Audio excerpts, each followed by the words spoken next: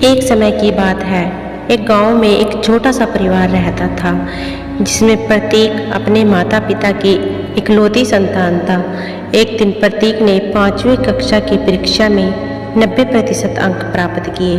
पिता ने मार्कशीट देखकर पत्नी से कहा, अजी सुनती हो, आज कुछ मीठा बना लीजिए। स्कूल की परीक्षा में आपके लाडले ने 90% अंक मिले हैं। माँ किचन से दौड़ती हुई आई और बड़ी खुशी से उत्सुकता में बोली, मुझे भी दिखाइए, मुझे भी मेरे लाल का रिजल्ट देखना है। उसी बीच बेटा ने पटाख से बोला, पापा आप माँ को रिजल्ट कहाँ दिखा रहे हो? क्या वह पढ़ लिख सकती है? वह तो अनपढ़ है। प्रतीक के मुंह से यह बात सुनकर माँ की आंखों में आंसू छलक पड़ते हैं। वो अपने पल्लू से आंसुओं को पोंछती हुई हलवा बनाने के लिए किचन की ओर बढ़ जाती है। ये सब पिता ने देख लिया और कहा, हाँ बेटा, तूने बिल्कुल सही कहा।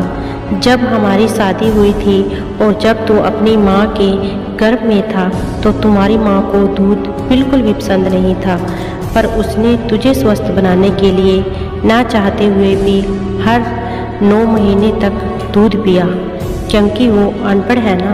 जब तुम्हारा जन्म हुआ तुम बहुत छोटे थे, तब तुम्हारी माँ दिन भर काम करती, उसके बाद तुम रात भर उसे जगाते, लेकिन उसने कभी उफ तक नहीं की, क्योंकि वो अनपढ़ है ना। तुझे सुबह 7 बजे स्कूल जाना होता है, इसलिए वो हर दिन सुबह 5 बजे सबसे पहले उठकर तेरा मनपसंद नाश्ता और टिफ़िन बनाती है और इस सारे काम निपटाने के बाद रात को सबसे बाद में सोती है, क्योंकि वो अनपढ़ है ना। जब तुम रात में पढ़ते पढ़ते सो जाते हो तो वह आकर तुम्हारी कॉपी और किताब तुम्हारे बैग में डालकर तुम्हें बिस्तर पर सुलाती है और उसके बाद ही सोती है। शायद तुम्हें ठंड लग रही हो, ये सोचकर रात में बार बार तुम्हें अपने आंचल से ढकती रहती है, क्योंकि वह अनपढ़ है ना। बेटा, जब कभी तुम बीमार पड़ते हो, तुम्हें बुखार होता है, तब वो रात रात भर जाग कर तुम्हारा ख्याल रखती है और सुबह जल्दी उठकर फिर से काम पर लग जाती है, क्योंकि वो अनपढ़ है ना। चाहे कितनी भी ठंडी हो, कितनी भी गर्मी हो, हर रोज़ वो खाना बनाकर सबसे पहले हमें परोस देती है। तुम 1 रोटी मांगते हो, वो तुम्हारे 2 दे देती है। वो ये नहीं देखती कि उसके लिए कितनी रोटी बची भी है या नहीं, क्योंकि वो तो अनपढ़ है ना। तुम्हारे लिए नए नए कपड़े और नए नए जूते लाने के लिए हमेशा मेरे पीछे पड़ी रहती है और खुद कई कई महीनों तक एक ही साड़ी में गुजार देती है, क्योंकि वो अनपढ़ है ना। प्रतीक चुपचाप अपने पिता की सारी बातें सुन रहा था। उसकी आंखों से लगातार आंसू बहे जा रहे थे। वह रोते रोते दौड़कर किचन में गया और अपनी माँ से लिपट कर बोलता है, माँ मुझे क्षमा कर दीजिए। माँ, मुझे तो केवल कागज पर 90% अंक प्राप्त किए हैं, लेकिन मेरे जीवन को 100% बनाने वाली पहली शिक्षक आप हो।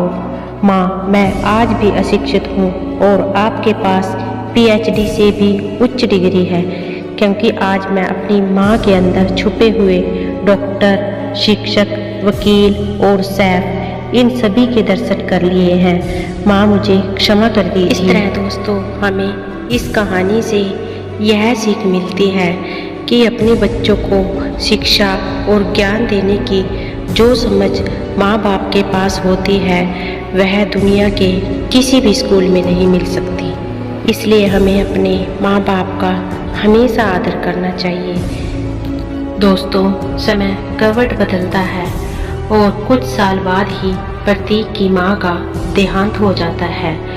माँ के देहांत के बाद प्रतीक बिल्कुल अंदर से टूट जाता है और उसके पिता भी इस बात से बहुत दुखी रहते हैं, लेकिन लोगों के कहने पर उसके पिता दूसरी शादी कर लेते हैं। और पिता एक दिन जब अपने बेटे से पूछते हैं कि बेटा, तुम्हारी नई माँ कैसी है, तो बेटा बोलता है कि मेरी नई माँ बिल्कुल सच्ची है और मेरी पुरानी माँ बिल्कुल झूठी थी। तो यह सुनकर उसका पिता बिल्कुल हक्का बक्का रह जाता है और कहता है, बेटा, जिस माँ ने तुम्हें जन्म दिया उस माँ के बारे में तुम ऐसा कैसे कह सकते हो? तो बेटा जवाब देता है, देखो पिताजी, पुरानी माँ हमेशा कहती थी, अगर बेटा तुम देर से घर आए तो मैं तुम्हें खाना नहीं दूंगी, लेकिन फिर भी थोड़ी देर बाद मुझे खाना दे देती थी। लेकिन मेरी जो नई माँ है वो मुझे कहती है कि अगर तुम देर से घर आए तो मैं तुम्हें खाना नहीं दूंगी, और वह सच में मुझे खाना नहीं देती है। इसलिए मेरी नई माँ सच्ची है और मेरी जो पुरानी माँ थी वो झूठी थी। दोस्तों, बेटे की यह बात सुनकर पिता की आंखें आंसुओं से भर आती है। वह अंदर ही अंदर अपने आप को कोसता है, लेकिन वह मजबूर था, वह कुछ नहीं कर पाया। लेकिन इस कहानी से दोस्तों हमें एक सीख अवश्य मिलती है कि हमें अपनी माँ बाप की हमेशा इज्जत करनी चाहिए। उसको नहीं देखा हमने कभी, पर इसकी ज़रूरत ही क्या होगी। ऐ माँ तेरी सूरत से अलग उस भगवान की सूरत क्या होगी। बहुत रोते हैं पर दामन हमारा नम नहीं होता, इन आँखों के बरसने का कोई मौसम नहीं होता। मैं अपने दुश्मनों के बीच भी महफूज रहता हूँ, मेरी माँ की दुआओं का खजाना कभी कम नहीं होता।